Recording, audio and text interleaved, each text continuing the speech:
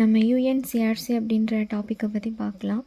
The United Nation convention on the rights of the child அப்படிங்கிறது ஒரு இம்பார்ட்டண்ட்டான agreement. இதில் சில்ட்ரன்ஸ் ரைட்ஸை ப்ரொடெக்ட் பண்ணுறதா ப்ராமிஸ் பண்ண கண்ட்ரீஸ் இந்த அக்ரிமெண்ட்டில் வந்து சைன் பண்ணியிருக்காங்க. இந்த கன்வென்ஷன் சில்ட்ரன் யார், அவங்களோட ரைட்ஸ் என்ன, சில்ட்ரன்ஸோட ரெஸ்பான்சிபிலிட்டிஸ் என்னென்ன அப்படின்றத எக்ஸ்பிளைன் பண்ணுறது தான் இந்த யுஎன்சிஆர்சி. இதில் எல்லா ரைட்ஸும் கனெக்டடாக இருக்கும், எல்லாமே ஈக்குவலி இம்பார்ட்டண்ட். சில்ட்ரன்கிட்ட இருந்து எந்த ரைட்ஸும் எடுக்க முடியாது. அதாவது இந்த text committee on the rights of the சைல்டால் சப்போர்ட் பண்ணப்படுது. இந்த அக்ரிமெண்ட்டில் வந்து மொத்தம் 54 ஆர்டிகல்ஸ் இருக்குது. இந்த ஒவ்வொரு ஆர்டிகிள்ஸ்லேயும் என்ன சொல்லியிருக்காங்க அப்படின்றத நம்ம ஒன் பை ஒன்னாக பார்க்கலாம். First article 1. ஆர்டிக்கல் 1ல் என்ன சொல்லியிருக்காங்கன்னா, 18 வயசுக்கு கீழே இருக்க எல்லாரையும் சைல்டுன்னு தான் சொல்லணும் அப்படின்னு சொல்லியிருக்காங்க. நெக்ஸ்ட் ஆர்டிக்கிள் 2ல் என்ன சொல்லியிருக்காங்கன்னா, இந்த ஆர்டிக்கிள் என்ன சொல்லுது அப்படின்னா, சில்ட்ரன் எல்லாருக்கும் இந்த ரைட்ஸ் எல்லாம் இருக்குது. அவங்க பேக்ரவுண்ட் என்ன, அவங்க எப்படி இருக்காங்க, அவங்க பேரண்ட்ஸ் யார், இதையெல்லாம் பார்க்கக்கூடாது, யாரையும் அன்ஃபேராக நடத்தக்கூடாது அப்படின்னு சொல்கிறாங்க. எக்ஸாம்பிளாக சொல்லணுன்னா, அவங்க யார், அவங்க எங்கே இருக்காங்க, என்ன லாங்குவேஜ் பேசுகிறாங்க, அவங்க என்ன ரிலீஜியன், எப்படி யோசிக்கிறாங்க, பார்க்க எப்படி இருக்காங்க, ரிச்சாக இருக்காங்களா, புவராக இருக்காங்களா, டிசபிலிட்டி இருக்கா, அவங்க பேரண்ட்ஸ் என்ன பிலீவ் பண்ணுறாங்க, என்ன செய்கிறாங்க, இதெல்லாம் ஒரு விஷயமே இல்லை. எல்லா குழந்தைங்களுக்கும் எல்லா ரைட்ஸும் கிடைக்கணும், எந்த குழந்தையும் அன்ஃபேராக நடத்தக்கூடாது அப்படிங்கிறது தான் வந்து இந்த ஆர்டிக்கல் 2ல் சொல்லியிருக்காங்க. Next article 3. இதில் என்ன சொல்லியிருக்காங்கன்னா, அடல்ட் எந்த முடிவெடுக்கும் போதோ அதனால் சில்ட்ரனுக்கு என்ன ஆகும் அப்படின்னு யோசிச்சுட்டு அந்த டெசிஷனை எடுக்கணும், சில்ட்ரனுக்கு நல்லது மட்டும்தான் பண்ணணும் அப்படின்னு வந்து இந்த ஆர்டிக்கல் 3ல் சொல்கிறாங்க. நெக்ஸ்ட் கவர்மெண்ட் சில்ட்ரன் பாதுகாப்பாக இருக்காங்களான்னு பார்க்கணும், பேரண்ட்ஸ் இல்லைன்னா வேறு யாராவது அவங்கள நல்லா பார்த்துக்கிறாங்களான்னு என்ஷூர் பண்ணணும் அப்படின்னு சொல்கிறாங்க. அதுக்கப்புறம் சில்ட்ரனை பார்த்துக்கிறவங்க லைக் அவங்க ஸ்கூல்ஸ், ஹோம்ஸ் நல்லா பண்ணுறாங்களா அப்படின்றத கவர்மெண்ட் யோசிக்கணும் அப்படின்னு இந்த ஆர்டிக்கல் 3ல் சொல்கிறாங்க. அதுக்கப்புறம் ஆர்டிக்கிள் 4. இதில் என்ன சொல்கிறாங்கன்னா, கவர்மெண்ட் அவங்க கண்ட்ரியில் இருக்க எல்லா குழந்தைங்களுக்கும் இந்த ரைட்ஸ் எல்லாம் கிடைக்க என்ஷூர் பண்ண ஃபுல் எஃபோர்ட் போடணும் அப்படின்னு சொல்கிறாங்க. Next article 5.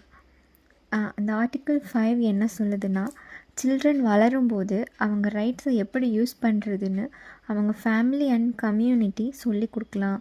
சில்ட்ரன் வளர வளர அவங்களுக்கு கைடன்ஸ் வந்து கம்மியாகும் அப்படின்னு வந்து சொல்கிறாங்க.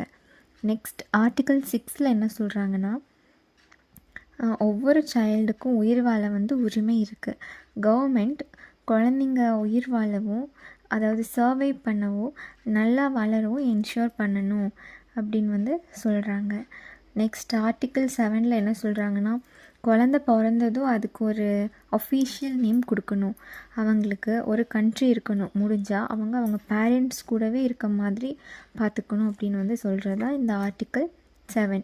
நெக்ஸ்ட் ஆர்டிக்கிள் 8ல் என்ன சொல்கிறாங்கன்னா, குழந்தைங்களுக்கு அவங்களோட அடையாளத்துக்கு நேம், நேஷ்னாலிட்டி, ஃபேமிலி, இந்த மாதிரி ரைட்ஸ் எல்லாம் இருக்குது. இதை யாராவது எடுத்தால் கவர்மெண்ட் அதை திரும்ப கிடைக்க ஹெல்ப் பண்ணணும் அப்படின்னு சொல்கிறாங்க. Next article 9.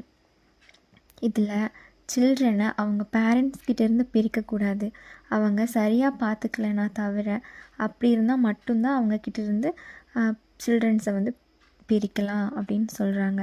பேரண்ட்ஸ் வந்து ஒன்றா இல்லைனாலோ 2 பேரண்ட்ஸ் கூடவும் சில்ட்ரன் கான்டாக்டில் இருக்கலாம், அது குழந்தைங்களுக்கு நல்லது தான், நல்லதாக இருந்தால் அப்படி இருந்துக்கலாம் அப்படின்ற மாதிரி சொல்கிறாங்க. Next article 10. இதில் என்ன சொல்கிறாங்கன்னா, சைல்டு ஒரு நாட்டிலையும் பேரண்ட்ஸ் வேறொரு நாட்டிலையும் இருந்தால் அவங்க ஒன்றா இருக்க கவர்மெண்ட் ஹெல்ப் பண்ணணும், அவங்க ட்ராவல் பண்ணவும் அலோவ் பண்ணணும் அப்படின்னு வந்து சொல்கிறாங்க. Next article 11.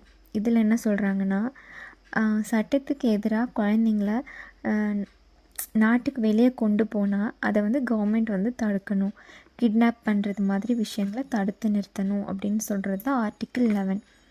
ஆர்டிக்கிள் 12ல் குழந்தைங்களுக்கு அவங்கள பற்றின விஷயங்களில் அவங்க கருத்தை சொல்ல உரிமை இருக்குது, பெரியவங்க அதை கேட்டு சீரியஸாக எடுத்துக்கணும் அப்படின்னு வந்து சொல்கிறாங்க. Next article 13. இதில் என்ன சொல்கிறாங்கன்னா, குழந்தைங்க அவங்க மனசில் இருக்க ட்ராயிங், ரைட்டிங் மாதிரி விஷயங்கள் மூலமாக மற்றவங்க கூட ஷேர் பண்ணலாம். அதை யாரையும் ஹர்ட் பண்ணலனா அப்படின்ற மாதிரி சொல்கிறாங்க. அதாவது சில்ட்ரன் அவங்க கற்றுக்கிட்ட, யோசிக்கிற, அவங்க ஃபீல் பண்ணுற விஷயங்களை ட்ராயிங் இல்லை ரைட்டிங் மூலமாக மற்றவங்க கூட ஃப்ரீயாக ஷேர் பண்ணுற உரிமை அவங்களுக்கு இருக்குது அப்படின்னு சொல்கிறாங்க. அதுதான் இந்த ஆர்டிக்கல் 13. ஆர்டிக்கல் 14ல் என்ன சொல்கிறாங்கன்னா, குழந்தைங்க அவங்க மனசில் இருக்க இல்லை அவங்க மதத்தை சூஸ் பண்ணலாம். ஆனால் இதனால் மற்றவங்களுக்கு பிரச்சனை வரக்கூடாது.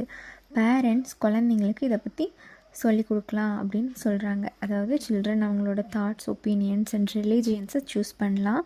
ஆனால் அது மற்றவங்களோட ரைட்ஸை அஃபெக்ட் பண்ணக்கூடாது. பேரண்ட்ஸ் சில்ட்ரன்ஸ்க்கு கைட் பண்ணி அவங்க வளரும்போது இந்த ரைட்ஸை ப்ராப்பராக யூஸ் பண்ண கற்றுக் கொடுக்கணும் அப்படின்னு சொல்கிறதா இந்த ஆர்டிக்கல் 14. Next article 15.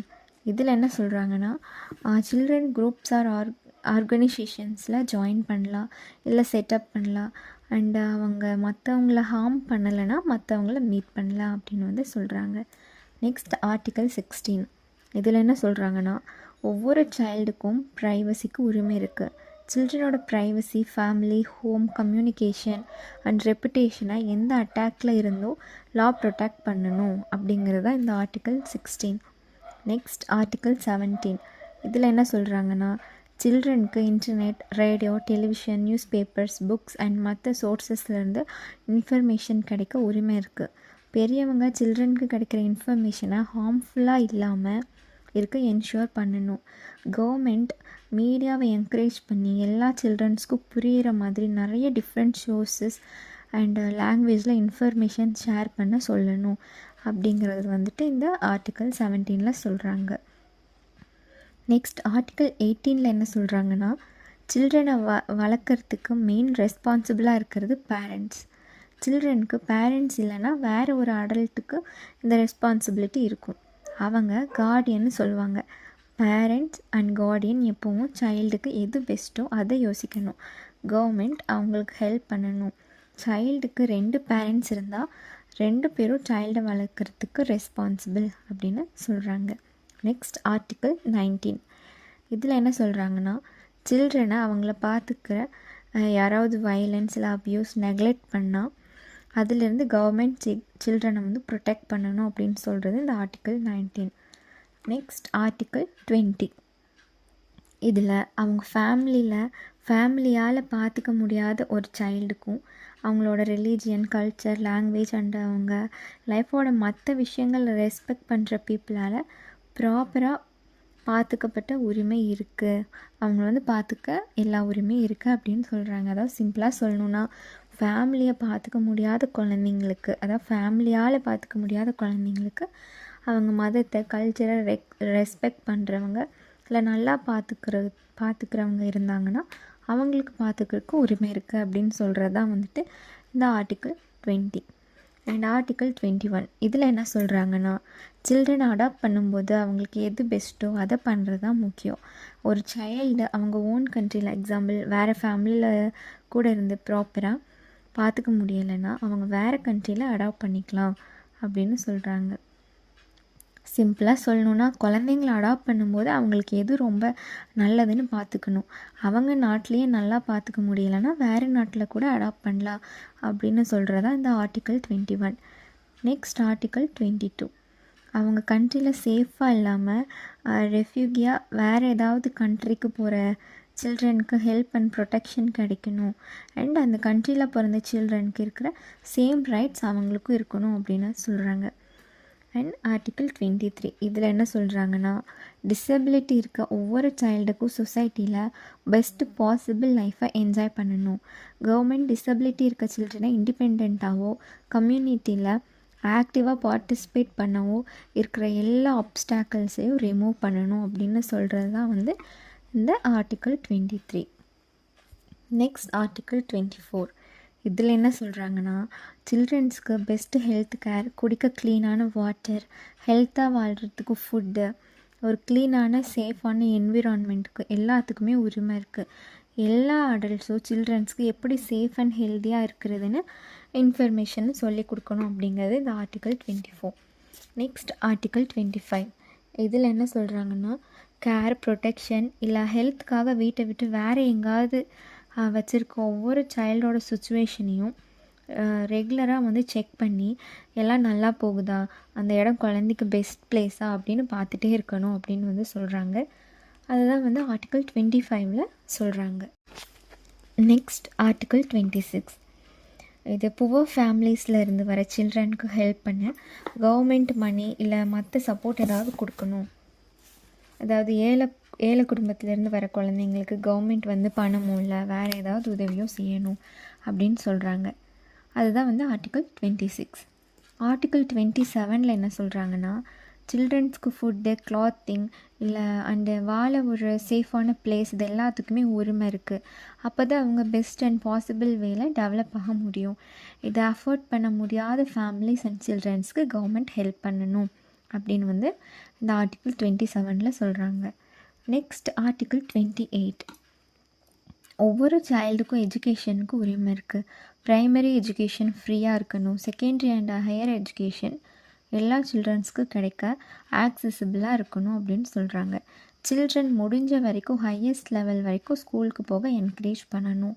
ஸ்கூலில் டிசிப்ளினாக சில்ட்ரன் ரைட்ஸ் அண்ட் ரெஸ்பெக்ட் பண்ணணும் அண்ட் வயலன்ஸை யூஸ் பண்ணக்கூடாது அப்படின்னு சொல்கிறது தான் இந்த ஆர்டிக்கிள் 28. அண்ட் ஆர்டிக்கிள் 29ல் என்ன சொல்கிறாங்கன்னு பார்க்கலாம். சில்ட்ரன்ஸ் எஜுகேஷன் அவங்களோட பர்சனாலிட்டிஸ், டேலண்ட்ஸ் அண்ட் எபிலிட்டிஸை ஃபுல்லாக டெவலப் பண்ண ஹெல்ப் பண்ணணும். அது அவங்களுக்கு அவங்களோட ரைட்ஸை அண்டர்ஸ்டாண்ட் பண்ணவும், மற்றவங்களோட ரைட்ஸ், கல்ச்சர்ஸ் அண்ட்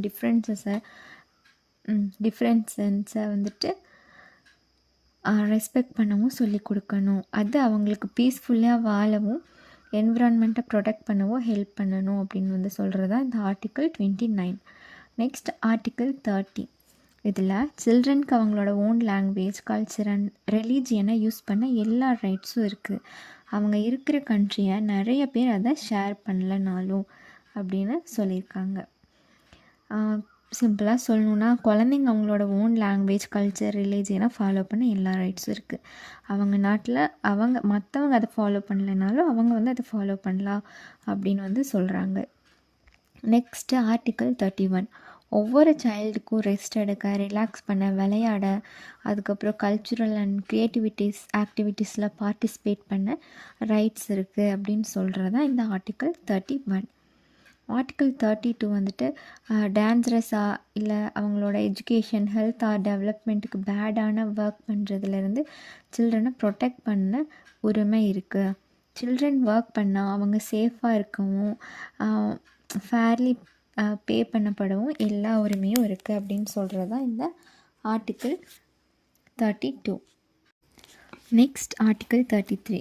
இதில் என்ன சொல்கிறாங்கன்னா, ஹார்ம்ஃபுல் ட்ரக்ஸை எடுக்கிறது, அதை வந்து செல் பண்ணுறது, அதை கேரி பண்ணிட்டு போகிறது, இந்த மாதிரி விஷயங்களெல்லாம் வந்துட்டு கவர்மெண்ட் சில்ட்ரனை ப்ரொடெக்ட் பண்ணணும். அதாவது ஹார்ம்ஃபுல் ட்ரக் விஷயங்கள்லேருந்து குழந்தைங்களை கவர்மெண்ட் பாதுகாக்கணும் அப்படிங்கிறது தான் இந்த ஆர்டிக்கிள் 33. அண்ட் ஆர்டிக்கிள் 34 வந்துட்டு சில்ட்ரனை வந்து இந்த செக்ஷுவல் எக்ஸ்பாலிட்டேஷனில் இருந்தும், நிறைய இந்த செக்ஷுவல் அப்யூஸ் இதெல்லாம் நடக்குது இல்லையா, இதிலிருந்தெல்லாம் வந்துட்டு அவங்கள ப்ரொடெக்ட் பண்ணணும். அண்டு சில்ட்ரன்ஸ் வந்து மணிக்காக எந்த ஒரு இந்த செக்ஷுவலான இந்த எக்ஸ்ப்ளோட்டேஷன்லேயும் போகக்கூடாது. அதுலேருந்து அவங்கள ப்ரொடெக்ட் பண்ணி கொண்டு வரணும் அப்படிங்கிறது தான் இந்த ஆர்டிக்கிள் 34. Next article 35. இதில் என்ன சொல்கிறாங்கன்னா, சில்ட்ரன் கிட்னாப் பண்ணல, இந்த சில்ட்ரன் வந்து நிறைய கிட்னாப் பண்ணுறாங்க, வேறு ஒரு கண்ட்ரிக்கு வந்து சேல் பண்ணிடுறாங்க, அவங்கள வந்து எக்ஸ்ப்ளாய்ட் பண்ணப்படுறாங்க. அப்படிங்கும்போது வேறு கண்ட்ரிஸ் ஆர் பிளேஸ்க்கு கொண்டு போகப்படலைன்னு கவர்மெண்ட்ஸ்க்கு என்ஷூர் பண்ணணும். அதாவது குழந்தைங்கள கிட்னாப் பண்ணுறது, விற்கிறது, இந்த மாதிரி தவறாக பயன்படுத்த வேறு இடத்துக்கு கொண்டு போகிறது, இதெல்லாம் நடக்காமல் கவர்மெண்ட் பார்த்துக்கணும் அப்படிங்கிறது தான் இந்த ஆர்டிக்கிள் 35. ஆர்டிக்கிள் 36. இந்த கன்வென்ஷனில் ஸ்பெசிஃபிக்கலி சொல்லப்படலைனாலும் வேறு எல்லா வகையிலையும் எக்ஸ்ப்ளாய்டேஷன், அதாவது தவறாக பயன்படுத்துறதுலேருந்தும் சில்ட்ரனை ப்ரொடெக்ட் பண்ணுற உரிமை இருக்குது. அதாவது இந்த ரூல்ஸில் சொல்லாத வேறு எந்த விதமான தவறான விஷயங்கள்லேருந்து குழந்தைங்கள பாதுகாக்கணும் அப்படிங்கிறது ஆர்டிக்கிள் 36. ஆர்டிக்கல் 37 என்ன சொல்கிறாங்கன்னா, லாவை பிரேக் பண்ணாத அக்யூஸ் பண்ணப்படுற சில்ட்ரனை கொல்லக்கூடாது, டார்ச்சர் பண்ணக்கூடாது, க்ரூயெல்லாம் நடத்தக்கூடாது, லைஃப் டைம் ப்ரிசனில் போடக்கூடாது, இல்லை அடல்ட்ஸ் கூட ப்ரிசனில் போடக்கூடாது. அதாவது கைதி, ப்ரிசன் மீன்ஸ் கைதி. அந்த கைதி எப்போவும் அந்த கைது பண்ணுறது மட்டுமே ஒரு லாஸ்ட் சாய்ஸாக இருக்கக்கூடாது அப்படின்னு வந்துட்டு சொல்கிறாங்க. அதாவது அவங்கள வந்து ப்ரிசனாக ஜெயிலில் போடுறது வந்து ஒரு லாஸ்ட் சாய்ஸாக தான் இருக்கணும், ஷார்ட்டஸ்ட் பாசிபிள் டைமாக தான் இருக்கணும். ப்ரிசனில் இருக்கிற சில்ட்ரனுக்கு லீகல் ஹெல்ப் கிடைக்கணும் அண்ட் அவங்க ஃபேமிலி கூட கான்டாக்டில் இருக்க முடியணும் அப்படின்னு சொல்கிறது தான் வந்து இந்த ஆர்டிக்கல் 37. அண்ட் ஆர்டிக்கல் 38 என்ன சொல்கிறாங்கன்னா, சில்ட்ரனுக்கு வார் நேரத்தில் ப்ரொடெக்ட் பண்ணப்படுற உரிமை இருக்குது. 15 வயசுக்கு கீழே இருக்க எந்த சைல்டும் ஆர்மியில் சேரவோ வாரில் பார்ட்டிசிபேட் பண்ணவோ கூடாதுன்னு சொல்கிறாங்க. Next article 39. இதில் சில்ட்ரன் ஹர்ட் பண்ணப்பட்டாலோ, நெக்லெக்ட் பண்ணப்பட்டாலோ, பேடாக ட்ரீட் பண்ணப்பட்டாலோ, இல்லை வாரால் அஃபெக்ட் பண்ணப்பட்டாலோ அவங்க ஹெல்த் அண்ட் டிக்னிட்டியை திரும்ப கிடைக்க ஹெல்ப் பண்ணுற உரிமை இருக்குது அப்படின்னு சொல்கிறதா இந்த ஆர்டிக்கல் 39. Next article 40. இதில் லாவை பிரேக் பண்ணாத அக்யூஸ் பண்ணப்படுற சில்ட்ரனுக்கு லீகல் ஹெல்ப் அண்ட் ஃபேர் ட்ரீட்மெண்ட்டுக்கு உரிமை இருக்குது. அதாவது இந்த சில்ட்ரன் அவங்க கம்யூனிட்டியில் குட் மெம்பர்ஸாக நிறைய ஹெல்ப் வந்து பண்ணணும், அவங்களுக்கு நிறைய சொல்யூஷன் கொடுக்கணும், ப்ரிசன்ஸ் வந்து ஒரு லாஸ்ட் சாய்ஸாக தான் இருக்கணும் அப்படின்னு வந்து சொல்கிறாங்க. இது வந்து ஆர்டிக்கல் 40. இது என்ன சிம்பிளாக சொல்லணுன்னா, இந்த சட்டத்தை மீறின குழந்தைங்களுக்கு லீகலாக ஹெல்ப் கிடைக்கணும், அவங்கள வந்து ரொம்ப ஃபேராக நடத்தக்கூடாது, அவங்க திரும்ப நல்லா வாழ்கிறதுக்கு நிறையா சொல்யூஷன்ஸ் வந்து அவங்களுக்கு கொடுக்கணும், சிறை வந்து ஒரு கடைசி வழியாக தான் இருக்கணும் அப்படின்னு சொல்கிறது தான் இந்த ஆர்டிக்கல் 40.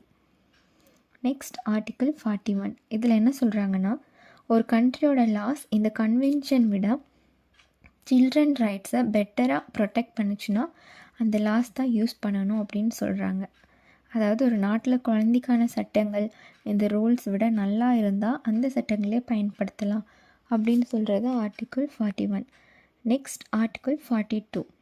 கவர்மெண்ட் பற்றின கவர்மெண்ட் இந்த கன்வென்ஷன் பற்றி சில்ட்ரன்ஸ்க்கும் அடல்ட்டுக்கும் ஆக்டிவாக சொல்லணும், அப்போ தான் எல்லாருக்கும் சில்ட்ரன்ஸ் ரைட்ஸ் பற்றி தெரியும் அப்படின்னு சொல்கிறாங்க. அதாவது குழந்தைங்களுக்கு என்னென்ன உரிமையெல்லாம் இருக்குன்னு கவர்மெண்ட் எல்லாருக்கும் சொல்லணும் அப்படிங்கிறது தான் இந்த ஆர்டிக்கல் 42. And article 43 to 54. இதுக்குள்ளே என்ன சொல்லியிருக்காங்க அப்படின்னா, இந்த articles governments, united nations, committee and the rights of the child and the UNICF இதெல்லாம் சேர்ந்தது தான் இந்த ஆர்டிக்கல். இது எல்லா ஆர்கனைசேஷன்ஸ் அப்புறம் எல்லாம் சேர்ந்து எல்லா சில்ட்ரனுக்கும் அவங்களோட ரைட்ஸ் எப்படி கிடைக்கணும் அப்படின்றத ஒர்க் பண்ணி எக்ஸ்பிளைன் பண்ணுறது அப்படின்னு வந்து சொல்கிறாங்க. அதாவது சிம்பிளாக சொல்லணுன்னா இந்த கடைசி ஆர்டிக்கிள் தான் கவர்மெண்ட், யுனைடெட் நேஷன், UNICF இந்த மாதிரி ஆர்கனைசேஷன் எல்லாம் சேர்ந்து குழந்தைங்களுக்கு அவங்களோட ரைட்ஸ், அதாவது அவங்களோட உரிமைகள் எப்படி கிடைக்கணும், எப்படி வேலை செய்யுது அப்படின்னு சொல்லி கொடுக்குறது தான் இந்த ஆர்டிக்கிள் 43 to 54 அப்படின்னு சொல்கிறாங்க. அவ்வளோதான், இது வந்து கம்ப்ளீட் ஆகிடுச்சு. இதே மாதிரி நிறைய யூஸ்ஃபுல்லான வீடியோஸ் பார்க்கணுன்னா சேனலை சப்ஸ்கிரைப் பண்ணிக்கோங்க, லைக் பண்ணுங்கள், சப்போர்ட் பண்ணுங்கள். தேங்க்யூ.